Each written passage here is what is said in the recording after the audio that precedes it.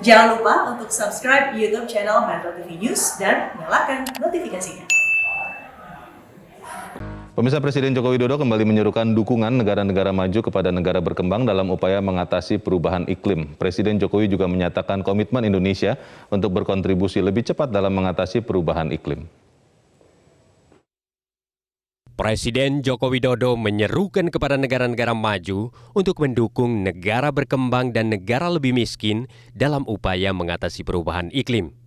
Dalam sambutannya di depan perwakilan lebih dari 200 negara dalam Konferensi Perubahan Iklim Perserikatan Bangsa-Bangsa di Glasgow, Inggris, Presiden Jokowi menyatakan komitmen Indonesia untuk dapat berkontribusi lebih cepat dalam mengatasi perubahan iklim. Indonesia akan dapat berkontribusi lebih cepat bagi net zero emission dunia. Pertanyaannya, seberapa besar kontribusi negara maju untuk kami? Transfer teknologi apa yang bisa diberikan?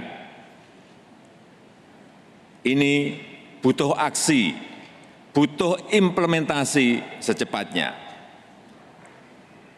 Selain itu, carbon market dan carbon price harus menjadi bagian dari upaya penanganan isu perubahan iklim.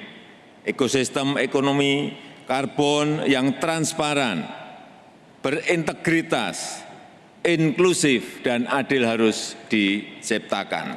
Dengan potensi alam yang besar menurut Presiden Jokowi, Indonesia terus berkontribusi dalam mengatasi perubahan iklim. Laju deforestasi turun signifikan dan terendah dalam 20 tahun terakhir, dan kebakaran hutan turun 82% tahun 2020.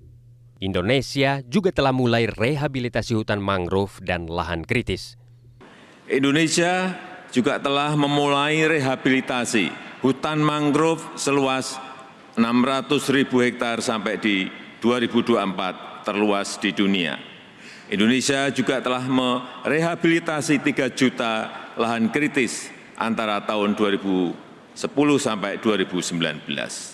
Sektor yang semula menyumbang 60% emisi Indonesia akan mencapai carbon net sink selambatnya tahun 2030. Di sektor energi kami juga terus melangkah maju dengan pengembangan ekosistem mobil listrik, pembangunan pembangkit listrik tenaga surya terbesar di Asia Tenggara, pemanfaatan energi baru terbarukan termasuk biofuel, serta pengembangan industri berbasis clean energy termasuk pembangunan kawasan industri hijau terbesar di dunia di Kalimantan Utara.